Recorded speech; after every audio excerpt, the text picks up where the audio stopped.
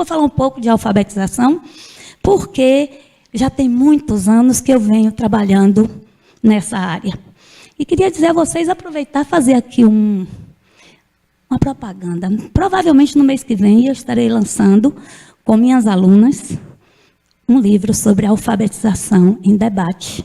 E ele está saindo agora da editora, da universidade, e a gente vai fazer uma chamada aí, vou botar na internet, vou botar aí, convidando vocês, mas desde já, se ouvirem falar, venham aqui nos prestigiar, porque é fruto do trabalho que faço com os meus alunos na pós-graduação da universidade. Tá bom? Então, vamos lá falar um pouquinho sobre os caminhos da... Gente, eu não sei muito usar essas coisas não, viu? Eu sou bios, viu? Eu vou ler um pedacinho e depois a gente foi chamado aqui para fazer uma discussão sobre a leitura escrita, aquisição da leitura, e hoje a gente falou muito sobre isso. Eu vou ter que pular algumas coisas, porque eu falo demais, e o tempo é curto, e hoje Claudionor vai puxar minha orelha aqui, se eu passar. Porque quando eu coordenei a mesa aqui hoje, eu, de alguma forma, atrapalhei a fala dele, e a minha apresentação, inclusive, eu fiz uma coisa aqui que provavelmente não dei para fazer com vocês. Eu preparei um texto de Fernando Sabino, com a pausa protocolada, para a gente fazer um exercíciozinho de leitura aqui, mas eu só vou fazer isso se der tempo, e eu acho que não vai dar, mas vamos lá. Tá? Se tem muito, né, discutido sobre essas questões da alfabetização, e como a professora Valquíria aqui falou, o professor Ronei, professor Claudionor, e a gente vem gritando muito sobre os grandes problemas enfrentados nas nossas salas de aula. Eu estou falando aqui agora com você, professor, com todas essas questões que você, professor, vive angustiado, porque os resultados do seu trabalho, às vezes, não é aquele resultado que você queria que fosse. E vocês vão chegando assim em setembro, e o professor fica extremamente angustiado quando vê que os seus alunos, que muitos dos seus alunos não conseguiram avançar. Eu coordenei há algum tempo, vocês sabem, um projeto dessa instituição chamado Escola Experimental Bem Querer, que é uma escola que está aqui dentro do campus. E, em 1995, a reitoria da universidade me entregou essa coordenação e eu desafiei. E nós montamos, naquela época, uma equipe de professores da Rede Municipal de Ensino, que nós fizemos um convênio, para trabalharmos de uma forma totalmente diferente daquela corriqueira que se tinha em todo o país. Não vou dizer em Conquista, mas no país, um formato de escola.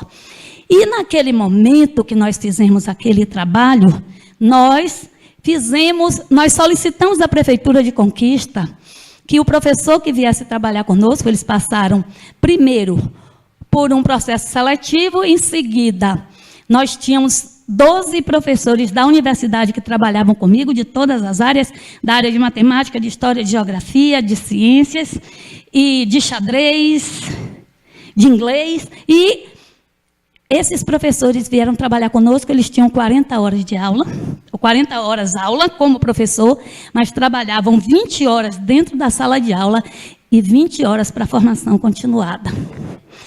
E era um projeto experimental. Eu estava fazendo um mestrado em São Paulo e eu estava trabalhando com experimentação pedagógica.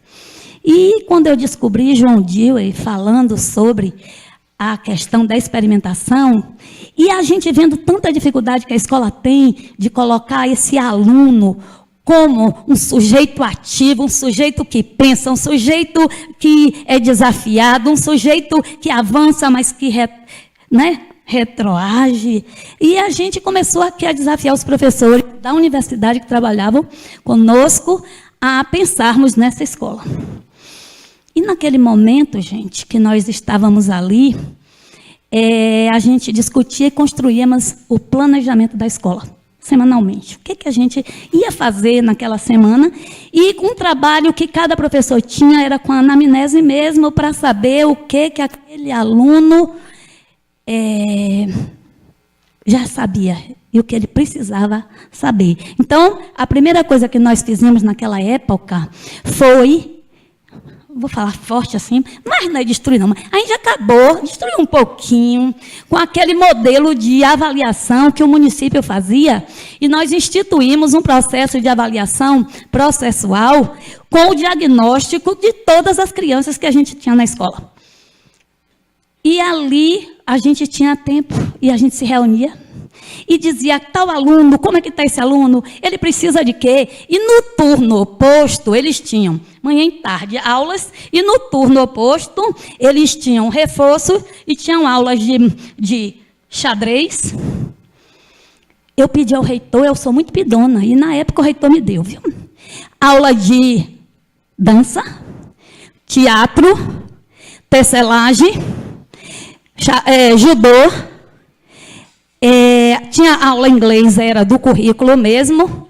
Então, as crianças podiam escolher atividades, mas a primeira atividade que eles tinham era o reforço. E quem fazia o reforço era o próprio professor, com as crianças que precisavam de suprir alguma coisa que ainda não estava muito bem. E a gente foi fazendo o trabalho e monitorando o trabalho, e vamos. Me lembro que num dia... 1º de setembro, eu tenho boa de memória, viu? Não deu Alzheimer ainda não.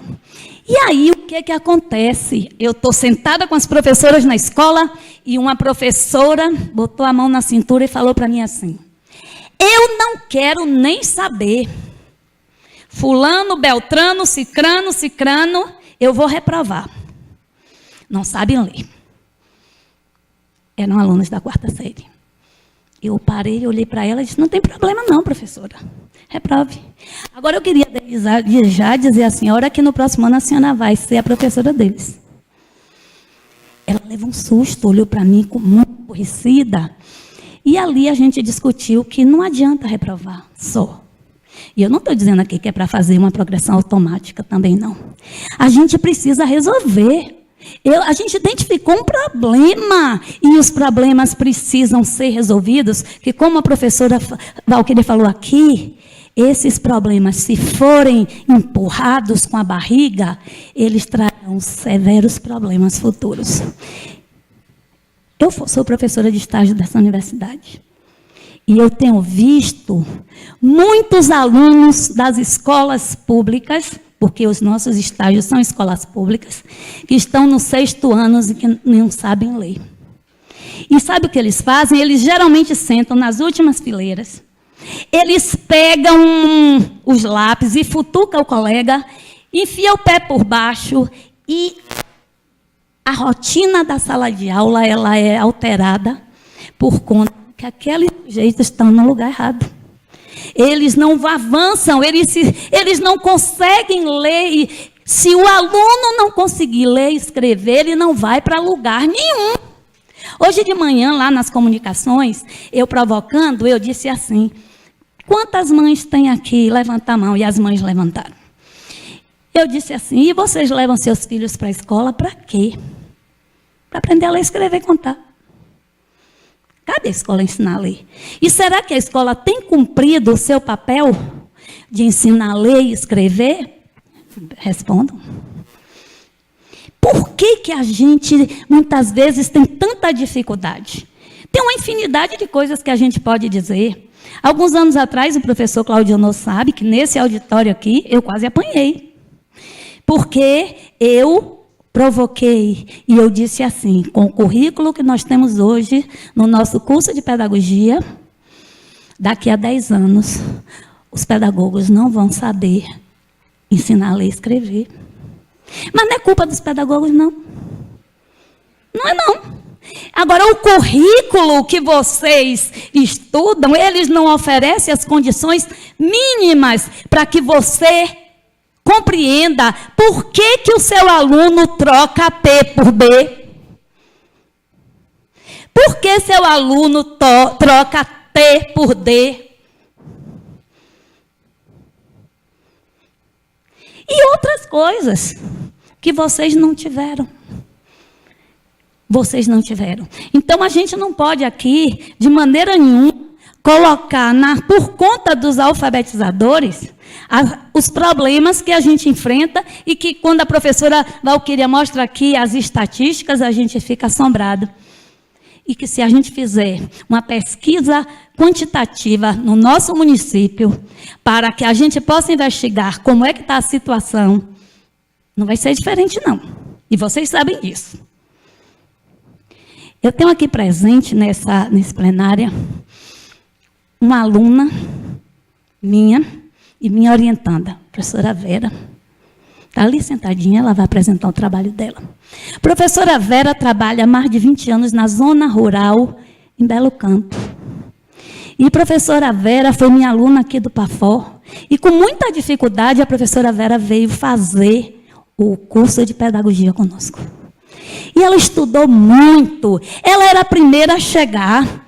E ela vinha de longe. Ela vinha da roça. E ela trabalha com a classe multisseriada. E eu me lembro que, quando a professora Vera, ainda minha aluna do PAFOR, eu professora de estágio, ela não acreditava que eu ia lá na zona rural, vê-la na sala dela. E eu fui. E eu fui em todas. Porque a instrução que a gente dava aqui, dentro dessas paredes da universidade, teóricas, eu queria ver se na prática, aquele trabalho que a gente estava ali com tanto carinho, que a gente estava ali orientando e buscando uma alternativa, por ser um pouco mais experiente, eu queria ver a professora Vera ali na sala de aula dela. E eu cheguei na Lagoa, ainda lembro, né, professora? Lagoa dos Porcos? Lagoa do Campo, e eu fui lá. E a professora Vera veio e fez seleção para a pós-graduação. E ela queria pesquisar sobre a alfabetização em classe multisseriada. Tem pouquíssimas coisas escritas nesse país sobre a alfabetização em classe multisseriada. E foi um grande desafio para mim. E ela queria trabalhar com a alfabetização na perspectiva do letramento. E ela usou como campo da pesquisa a própria sala de aula dela. E ela teve resultados significativos, porque ela confrontava o que ela estava estudando nessa instituição, neste curso, com aquilo que ela conseguia fazer na sala de aula e com aquele trabalho também que ela fez aqui.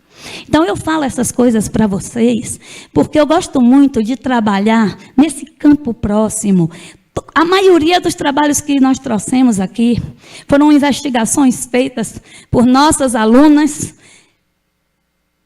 da prática próxima. O que eu posso fazer para melhorar o meu trabalho, o meu fazer pedagógico, o que eu desenvolvo no dia a dia da minha sala de aula? Eu acho que a gente tem que começar por aí. Acho que a academia, ela tem saltos muito grandes, mas que a gente pode começar, sim, a falar da alfabetização a partir das nossas experiências. Então, quando eu chego aqui para falar para vocês, você pode... Sou eu que passo, né? Como é? Então, a gente aqui, quando vai falar de leitura, a gente tem que falar do trabalho pedagógico do alfabetizador. Ficou na mente dessas pessoas, durante muito tempo, que alfabetizar tem uma rotina, e tem mesmo, mas uma rotina extremamente está relacionada a uma memória da forma como cada um de nós fomos alfabetizados. Eu vejo, às vezes, os professores estudarem muito, muito, muito, mas na hora que ele entra na sua própria sala de aula, ele volta a se referenciar na sua experiência de quando foi alfabetizado. Então, muitos professores acham que precisam começar o processo de alfabetização com a sequência alfabética, ensinar o ABC para as crianças, que é assim que fala. E essas crianças, muitas vezes, são submetidas a usarem numa pauta uma infinidade de letras, muitas vezes, que hoje uma pessoa de manhã falou aqui, perguntando ao professor Ronei sobre a questão da letra cursiva, e geralmente a escola acha que a letra cursiva dá para o professor mais um status de que ele está fazendo o trabalho o melhor possível. E essa criança, com toda aquela dificuldade, com aquela da mão, ela começa a fazer aquelas atividades que, na maioria das vezes, não tem sentido para ela. Poderia até ter, se eu, professor, ao propor uma atividade dessa, eu buscasse algum significado e desafiasse essas crianças e motivasse essas crianças para que elas conseguissem fazer essa atividade. Mas essa atividade feita, mecânica, sem sentido, ela afasta a criança. Aquela criança que brincava na educação infantil, aquela criança que pulava na educação infantil, aquela criança que cortava, que colava, que recitava, que contava história. Olha bem quanta coisa a criança na educação infantil faz. O desenvolvimento de habilidades orais, do reconto, da recuperação da memória, tudo isso é feito na educação infantil. Quando essa criança entra na alfabetização, é como se isso tudo fosse deixado de lá, que não tivesse muito significado, porque agora a coisa é séria. E apresentado a essa criança um processo que para ela não tem muito sentido, porque não tem contextualização na maioria das vezes. Então, a gente fica aqui a refletir o que é que nós estamos, às vezes, buscando fazer da melhor forma possível. Eu chego, às vezes, nas escolas e vejo salas lindas, salas com cartaz. O ajudante do dia, um cartaz bonito lá, os ajudantes. Um outro cartaz falando de outra coisa. Mas, na maioria das vezes, eu não vejo, repare bem, um ambiente alfabetizador que traga para esse espaço da sala de aula os textos que circulam na vida dessas crianças. Então, vejam bem, essas crianças estão no mundo repleto de informações escritas. E hoje eu falei isso de novo, eu vou repetir aqui. Se uma criança, ou mesmo um adulto, não entender que a escrita é um sistema de representação, ela não será alfabetizada. Se ela não entender isso, o que é representar, ela não vai ser. Ela vai ser uma tarefeira, ela copista, ela vai copiar um bocado de coisa que a professora fica encantada. Olha que letra linda. Eu chego às vezes e me mostra uma letra linda. Mas essa criança, ela não vai aprender a escrever se ela não entender o que é escrita, é um sistema de representação. E que toda vez que ela emite um som como o A, esse A pode ser representado por um signo arbitrário, que nesse caso nós já sabemos qual é, o A, e é representar o som. Então, essa criança, se ela não entender o que é representação, ela não vai aprender a ler. Como adulto também não vai aprender, não. Por isso que muitas vezes os adultos ficam 4, 5 anos. O TOPA estava aí, e os resultados do TOPA não foram os resultados que se quis. E eu posso até falar porque eu ajudei a escrever esse programa. E eu estava cheia de expectativas. E eu achava que a gente ia conseguir fazer alguma coisa. Mas, infelizmente, professora, as questões políticas são maiores do que as questões pedagógicas e muito maiores do que as questões sociais.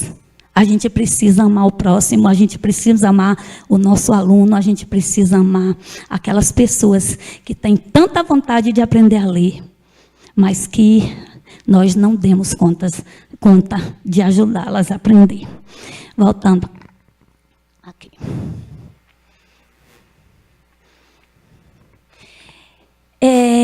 A gente fala que, dentro da prática pedagógica, do processo de alfabetização, é imprescindível, nesse processo, a construção do ambiente alfabetizador. Então, gente, é preciso, porque, repare bem, hoje eu falei para umas ex-alunas minhas, meus filhos na barriga já recebiam livros. A gente, quando eles chegam, muitos os esperam.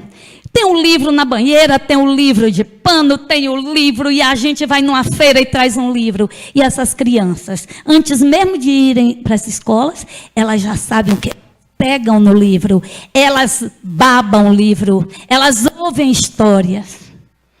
As crianças que estão nas escolas particulares são crianças de famílias que têm uma condição financeira maior.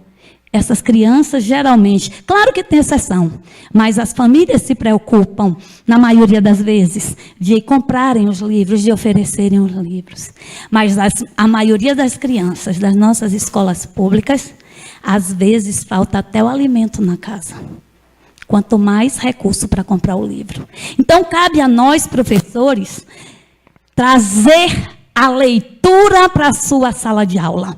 Uma diversidade de leitura. É muito importante colocar no cantinho da sua sala uma caixa escrita, tudo se lê. E ali uma criança traz um papel de bala e joga ali dentro e traz a conta de água, a conta de luz, a conta de telefone, um convite de casamento, tudo. Manda eles catarem tudo que acharem em casa. Gente, para alfabetizar, é preciso trabalhar com as crianças a função social da leitura e da escrita. Se essas crianças não compreenderem a importância da leitura, elas não vão ser alfabetizadas. Que a leitura vai abrir as portas, que a leitura vai fazer com que elas avancem. Uma criança que aprende a ler, ele tem um ciclo, o primeiro, o segundo, o terceiro ano do ciclo. Tem criança que no segundo ano aprende a ler. O ciclo ele foi construído, porque antes de ser esse ciclo de alfabetização que a gente conhece dos 3 anos, o governo trouxe para a gente o outro ciclo de alfabetização, que também tem os mesmos, vamos dizer assim, pressupostos, dizendo que nem todas as crianças aprendem no primeiro ano da alfabetização. E que tem umas que precisam de mais tempo. Então, nós professores, compreendendo que essas crianças, elas são diferentes e que elas têm momentos diferentes, experiências leitoras diferentes, a gente pode fazer com que o espaço da sala de aula seja um espaço rico em leitura, para que esse aluno possa se aproximar dessa leitura, que ele possa pegar, que ele possa se debruçar e que ele possa compreender o que são aqueles risquinhos que estão colocados no papel. Hoje de manhã o professor Ronei falou de algo extremamente importante, e que é você que vai ensinar. Que na folha se escreve, da esquerda para a direita, de cima para baixo. É necessário compreender isso. Alguns anos atrás, num curso de formação que eu dei pelo Instituto Anísio Teixeira, eu fiz uma perversidade com os professores. Porque antes a gente abriu para os professores conversarem um pouco sobre suas experiências. E eu peguei um material em alemão. Não sou besta não botei em inglês não, botei em alemão. E eu coloquei os números, e eu botei um bocado de coisa e disse assim, hoje nós vamos aprender algo em alemão. E botei lá no quadro e falou, e eu aprendi, eu nem sei mais. E foi, e mostrei. Quando eles terminaram, eu disse, todo mundo guarda tudo. E eu disse, agora vocês vão fazer uma avaliação. Ah, o que é isso? Como é que você faz um negócio desse com a gente? E aí eu pedi a eles para escreverem. Ninguém sabia. E aí a gente foi refletir como é que as crianças se sentem. Aquele código que para a gente é uma coisa extremamente simples, que nós dominamos, para aquela criança só são risquinhos no papel. Então a importância da gente aproximar esse sujeito dessa escrita, até que ele possa dominar essa escrita. Então, a gente precisa fazer algumas coisas, a gente precisa utilizar algumas estratégias, a gente precisa ter um planejamento. Não precisa ser aquele planejamento das aulas de didática, com aqueles verbos, usando a taxonomia de Bloom, não. Não precisa isso, não. Mas vocês precisam saber o que vocês vão fazer. Vocês precisam saber o que vocês querem alcançar. Vocês precisam saber como intervir. Gente, uma palavra hoje, que é mais de uma palavra, intervenção pedagógica é algo que a gente, como professor, é o que a gente precisa fazer. Já passou o tempo daquele professor autoritário que dava aula, todo mundo copiava. Na minha época era assim. E a gente anotava aquilo tudo para cair na prova. E depois a professora perguntava e a gente transcrevia, decorava e passava. Depois esquecia tudo. Mas a aula era assim. Hoje não cabe mais isso. O mundo da informação está aí. As crianças, elas às vezes ficam muito dispersas. Eu não queria falar a palavra sumiu, Alzheimer. As crianças, elas brincam, mas que existe uma crise na escola porque as crianças não respeitam indisciplina, que elas são indisciplinadas. E eu pergunto, por que a gente... Fica muito fácil dizer que as crianças são indisciplinadas. O que aquela aula tem despertado na criança para que ela goste de ficar 4 horas, de 8 até meio-dia, sentada numa cadeira dura? Porque a daqui é boazinha, é acolchoada. Aqui da UESB são acolchoadas. Mas sentadas numa cadeira, em escolas, muitas vezes, com eternite, que o sol bate em cima, que os bichinhos ficam parecendo passarinho, tudo fedidinho, um suor, um calor horroroso, e uma professora lá na frente, para, peste! E os meninos gritando, e um futucando, e um batendo no outro. Acontece isso?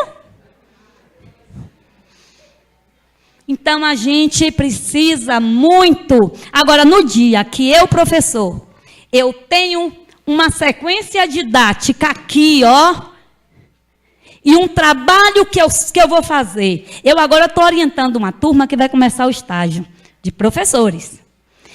Professor, isso é coisa demais. Eu digo, não é nada. Vamos fazer. Ah, professora, não. Acontece que vocês entregam uma atividade e deixam 2, 3 horas a atividade e os alunos ali fazendo aquilo sem muito sentido. Não, a gente está fazendo uma sequência didática e a gente vai fazer muitas atividades. E ainda vou ter a atividade que fica, ó, extra, para qualquer eventualidade eu ter mais 1 ou 2 atividades para a gente fazerem. Gente, quando a gente desafia as crianças, e quando a gente motiva as crianças, e quando a gente traz coisas diferenciadas, as crianças não param, não. E elas fazem 1, 2, 3, e elas ficam felizes. O grande problema é porque nós não estamos planejando nossas atividades, e isso, muitas vezes, vai incidir em quê? Numa sala que, muitas vezes, está muito apática e sem muito dar retorno para vocês. Então, nós viemos aqui para falar um pouco de leitura e de escrita na alfabetização. E a leitura na alfabetização, como? As crianças não sabem ler, sim, mas você lê para essa criança. Porque nesse primeiro momento, que a sua criança ainda não lê, você, como o professor Claudiano hoje colocou aqui, trouxe uma infinidade de atividades para que a gente tenha como referência. A gente traz o texto para essa criança e a gente é o leitor. E nesse primeiro momento eu sou o escriba também. Então a gente conta uma história. Eu estou fazendo um trabalho agora que é para criança de 5 anos, que eu estou trabalhando com muitas histórias infantis. E a gente conta a história. Depois essa história vai ser o reconto da história. Então, eu vou trabalhar com a habilidade da memória. Eu quero saber o que essas crianças aprenderam daquela história. Então, eu estou trabalhando com máscara. Então, eu coloco a máscara na criança, as máscaras dos personagens da escola, e eles vão apresentar aquela história. Depois, a gente vai trabalhar. A gente pode, sim, dependendo do nível que essa criança já esteja, começar a tirar algumas palavras da história. As palavras mais importantes, você pergunta o que foi mais importante da história. Eu fiz essa semana com elas, o sítio do tio Lobato. Eu vi eu estava numa escola do município aqui, e uma criança pequenininha, ela tinha 3 anos. Eu entrei para observar minha aluna, ela chegou junto de mim e falou assim: quem é você, tia? Eu falei: eu sou professora da sua pró. Oxe, e ela tem professora? E aí, eu perguntei para ela assim, o que você fez aqui ontem? Ela falou assim, a história do tio Lobato. Aí me disse assim, no sítio do tio Lobato tem cachorro. Aí foi me mostrando. No sítio do tio Lobato tem vaca. No sítio do tio Lobato, e foi mostrando. E falou para mim, no sítio do tio Lobato tem palavra. Eu tinha pedido às professoras que colocassem todas as gravuras, que eu queria trabalhar com a diferença entre desenho e palavra. Eles ainda eram pequenos, mas desde pequenos não tem problema algum que a gente já apresente. Então eu botei vaca e o nome de vaca aí embaixo. Cachorro, e assim foi.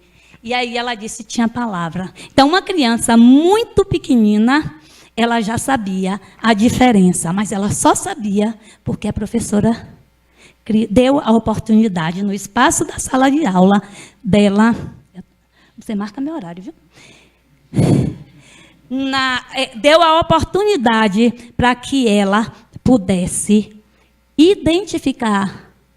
Gente, eu trabalho com as crianças pequenas, antes de serem alfabetizadas e no processo de alfabetização, com as habilidades. Então, observação. A gente vai trabalhar com atividades para que as nossas crianças possam observar. Depois, eu coloco as crianças para comparar.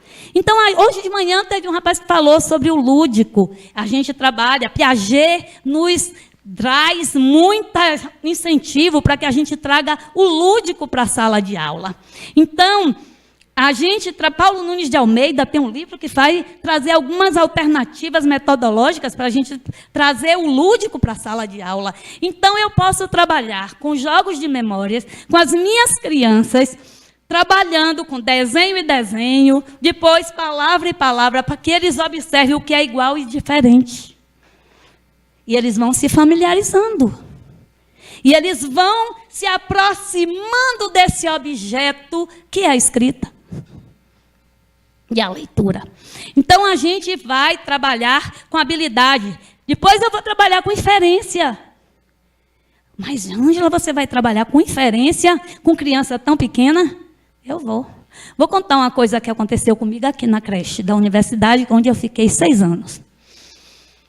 Não tínhamos nenhum objetivo de alfabetizar as crianças. Era um espaço onde os professores da universidade, os funcionários da universidade, alguns alunos deixam seus filhos para trabalhar. Mas eu acreditava, e acredito muito, que a creche pode ser um espaço educativo para o desenvolvimento de habilidades nas crianças pequenas. E eu fiz muita coisa aqui, a gente virava isso aqui de perna para cima. E um dia eu falei para a professora assim, eu quero que você coloque na parede o nome de todas as crianças com emborrachado. Fiz umas letras desse tamanho assim, ó. Eu tenho essas letras em casa de madeira, que são os moldes, eu tenho tudo, viu? E aí, escrevemos os nomes das crianças todas na parede. Quando eu cheguei, a filha de um professor estava parada olhando o nome dela. Ela tinha 3 anos e meio no máximo. Ela olhou para mim e falou assim, não é nome. Eu não entendi. Não é nome? Eu não entendi de novo. Aí eu falei, por que não é nome? Ela falou assim, porque não tem A. Ela já sabia do A. Repare. O nome dela era Isis. Ela disse, só tem 2. E S. Era como se tivesse repetido. Não era nome. Aí ela falou assim para mim, Mariana roubou meu nome, porque era Mariana, tinha 4 A's. Ela olhou, tinha A no nome de todas as crianças que estavam na coleguinhas, menos o nome dela que não tinha A. Não é. Gente, isso é criança pensando. Isso é criança refletindo sobre a escrita. E aí eu disse assim, mas Deus é tão bom que o nome do pai dela não tinha A também não. Humberto, e eu colei o nome do pai dela, e aí eu corri para fazer uma pesquisa de nomes, é na hora que a gente oferece que a criança está em conflito cognitivo, nomes de pessoas que não tinham A. E eu falei para ela, Mariana não tirou seu A, mas o seu nome não tem A. Então, é uma criança que não estava num processo formal de alfabetização, mas que estava pensando. E aí, uns 5 dias depois, eu falei assim para a professora: agora eu quero que você pegue todas as letras, tudo, arranque da parede, jogue tudo no chão e misture lá. Aí falei assim para eles: eu quero agora que todo mundo pegue as letras do seu nome. Ô, gente, vocês sabem que criança pequena, tudo leva na boca, né? E eles já tinham ruído um bocado de letras, já estava faltando, que já estava uma confusão, e a gente fazendo letra de EVA, de aborrachado. E eles foram pegar as letras. Quando eu olhei para debaixo da mesa, tinham 2. Cheguei próxima. Procuraram a letra, não acharam.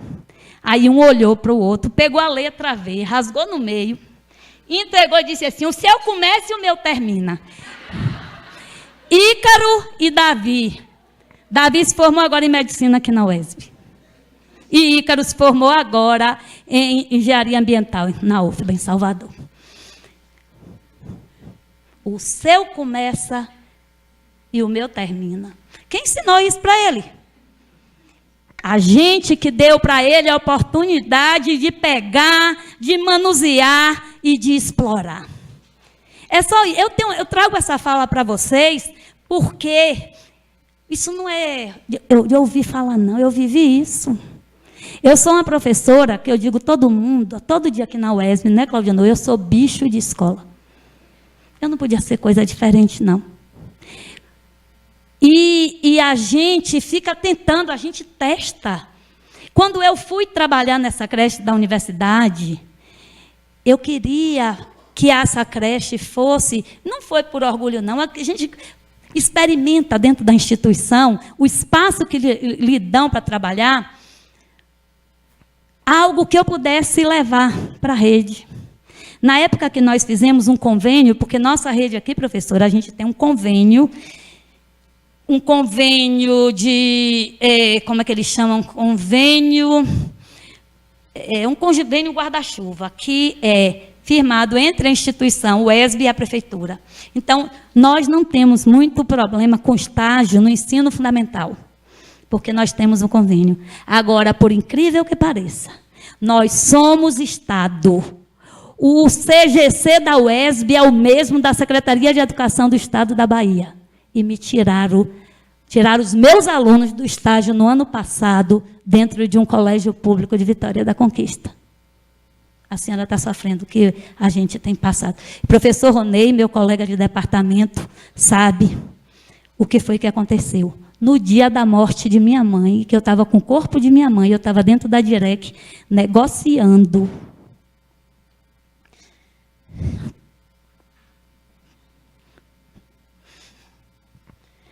Mas vamos lá. Eu tinha preparado, eu acho que o tempo não vai dar, um desafio para falar com vocês sobre uma estratégia de leitura, que eu chamo de pausa protocolada. Quem conhece a estratégia da pausa protocolada, a professora conhece.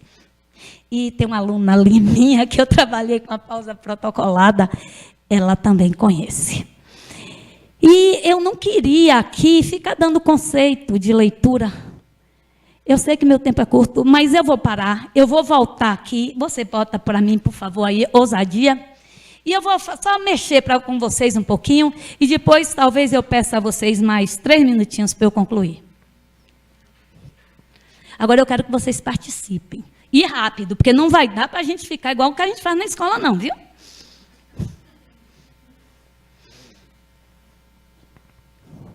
O título é Ousadia. Pode passar. Eu estou com um negócio aqui, né? O que é ousadia, professora Valquíria? Enfrentar. Alguém aí quer me dizer o que é ousadia?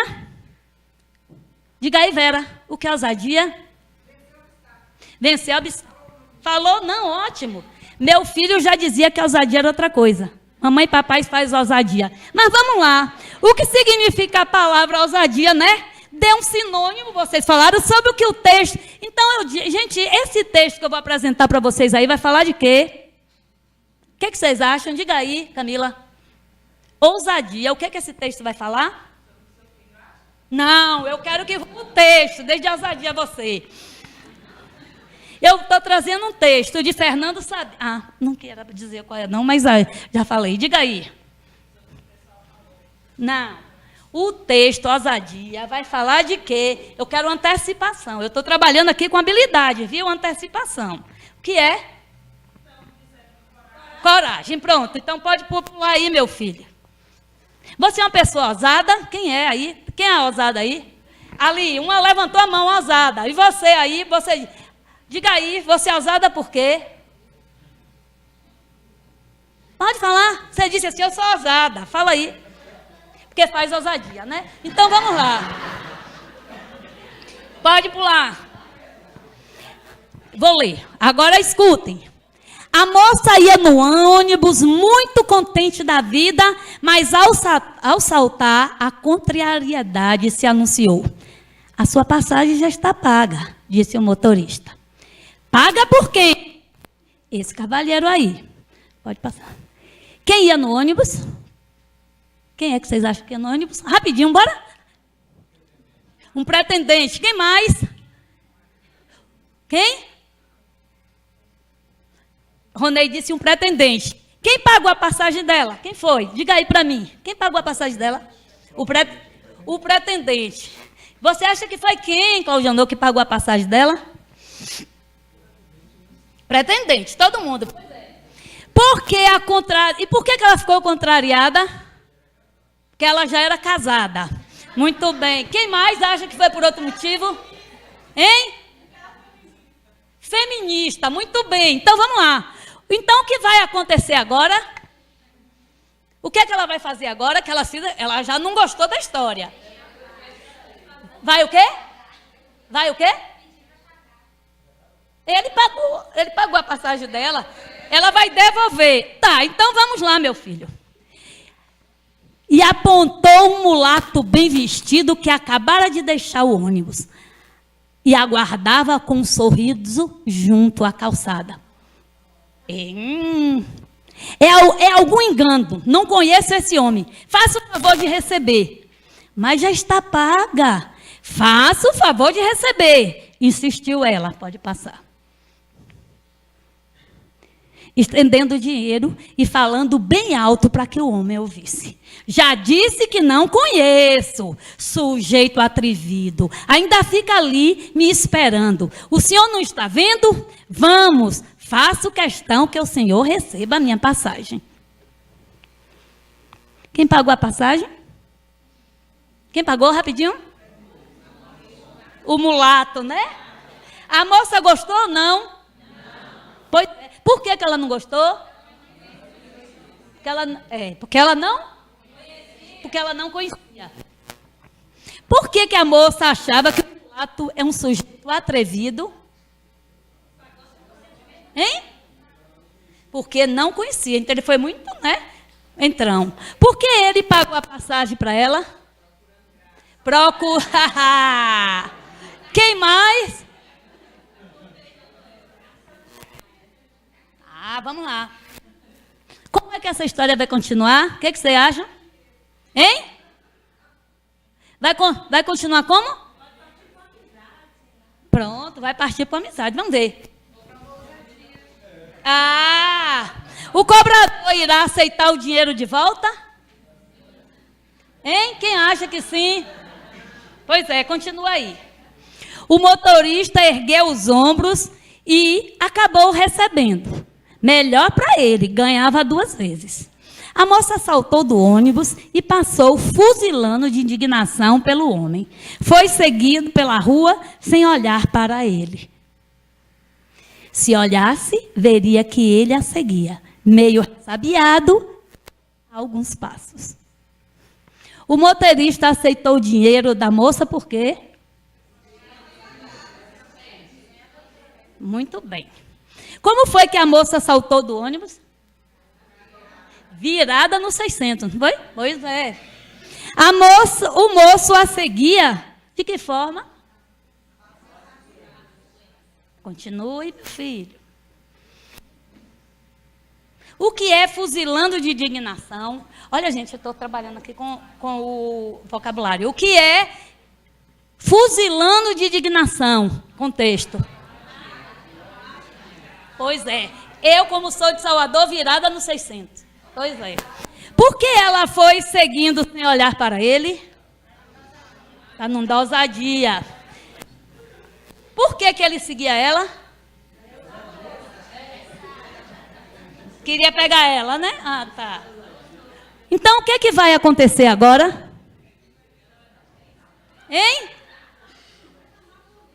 Vai chamar a polícia. Pois é. Quem mais diz o quê? Ô, bicho pocado. O motorista fez bem em aceitar o dinheiro da moça? Por quê? E ele ia fazer o quê se ela não queria? Continue, meu filho. É porque eu não vou explorar, depois eu digo para vocês. Somente quando dobrou à direita para entrar no edifício onde morava, arriscou uma espiada. Lá vinha ele. Correu para o apartamento que era no térreo.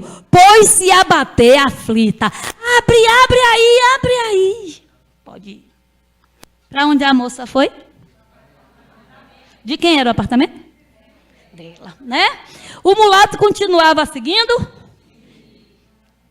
Ela o viu? Ela conseguiu entrar no edifício onde morava?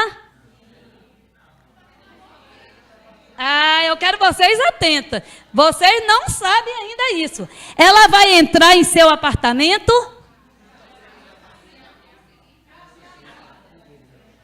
Quem abrirá a porta? Ele que vai abrir? Cláudio não acha que é ele que tem a chave do apartamento que vai abrir? Olha! Mas vamos lá. A empregada veio abrir e ela irrompeu pela sala, contando aos pais atônitos, em termos confusos, a sua aventura.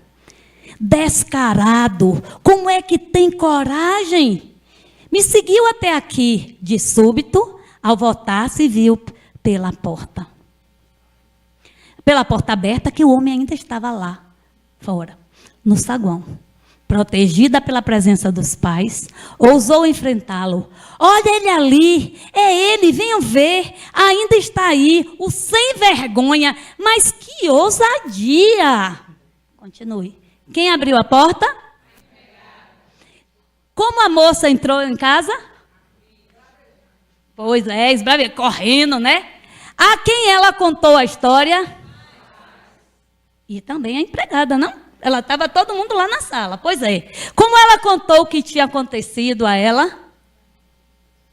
Como foi?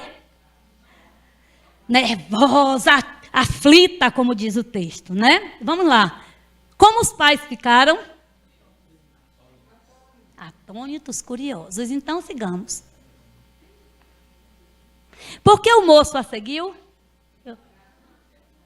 Hein? Para namorar. Estava doidinho por ela, para namorar. Pois é. Porque ela o chamou de sem vergonha? Por causa da ousadia. Quem mais ela chamou ele de sem vergonha? Por quê?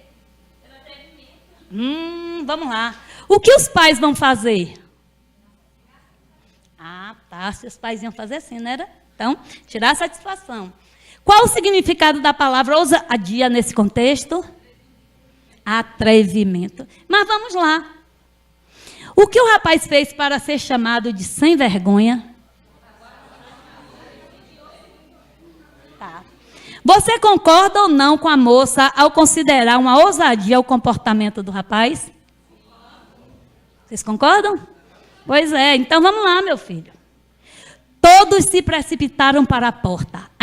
A empregada levou as mãos à cabeça. Mas, senhora, como é que pode? É o Marcelo. Marcelo? Que Marcelo? A moça se voltou surpreendida. Pode passar. Qual era o nome do rapaz? Do mulato? Quem o conhecia? Quem era Marcelo? Hein? Quem? O quê? O que da empregada? O filho da empregada. Quem mais? Filho da vizinha. Vamos lá. Continuemos, meu filho. Marcelo, o meu noivo. A senhora conhece ele, foi quem pintou o apartamento. A moça só faltou morrer de vergonha. É mesmo? É o Marcelo, como é que eu não o reconheci? Você me desculpa, Marcelo, por favor. Quem era Marcelo? Como a moça se sentiu? Qual a reação da moça? Por que a moça só faltou morrer de vergonha? Isso. Marcelo irá desculpá-la? Por quê? Ah, é um bom rapaz, tá. Vamos lá. Se você fosse Marcelo, você a desculparia? Que povo bom, vocês são de Deus. Por que vocês iam perdoar ele? Ele perdoava ela por quê? Muito bem, continua aí, meu filho. No saguão, Marcelo torcia as mãos encabulado.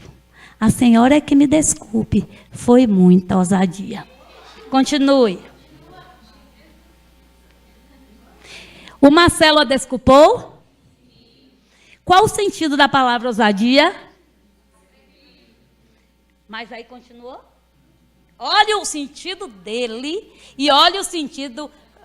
Tá? Então vejamos. Por que a moça não reconheceu Marcelo?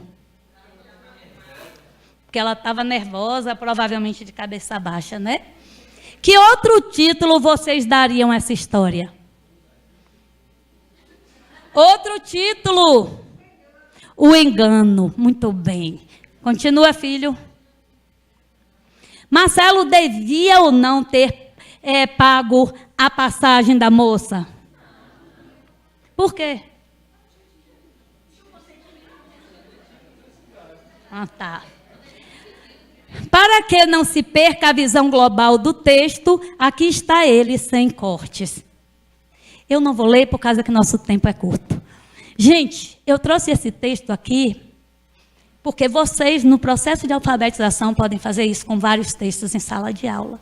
E as suas crianças vão participar, é uma aula de leitura, vão trabalhar com vocabulário, vão trabalhar com oralidade, vão dar voz às crianças, que nossas crianças muitas vezes não têm voz. Então eu trouxe essa pausa protocolada aqui, apenas não é receita, é para mostrar para vocês que vocês adultos participaram. E se vocês pegarem aqui, principalmente uma história que sua criança já conhece, e você trabalhar, vocês vão ver o nível de participação das aulas de leitura. E na alfabetização, o texto precisa estar presente diariamente na sala de aula.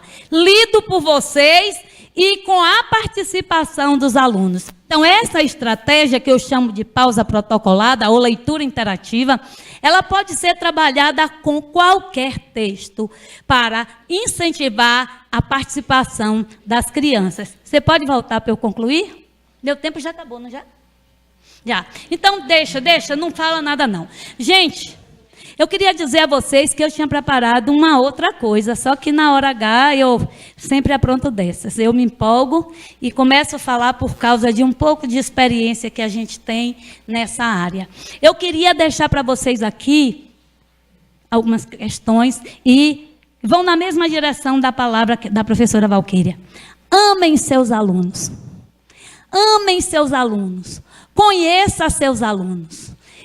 Identifique as dificuldades. Não adianta trabalhar aqui, porque o conteúdo de programático da escola... Gente, esse conteúdo é mais problemático do que programático. Então, você bota o conteúdo que a escola... Não estou dizendo que é para você jogar fora, não. Mas vai ser muito mais valioso e muito mais significativo vocês trabalharem aquilo que os seus alunos estão necessitando. Porque quando se constrói um conteúdo, se acha que todas as crianças são iguais, que todas as crianças estão no mesmo nível, que todas as crianças aprendem na mesma hora e da mesma maneira. Não é verdade. Então, sejam muito inteligentes. Tomem-se, apoderem, essa palavra virou moda, apoderem-se da sua sala de aula. Não dá ousadia para os outros, não. E dentro dessa sala de aula, trabalhem com amor, com dedicação, organizando essa rotina didática diariamente para dar a oportunidade dos seus alunos aprenderem a ler e escrever. Boa tarde.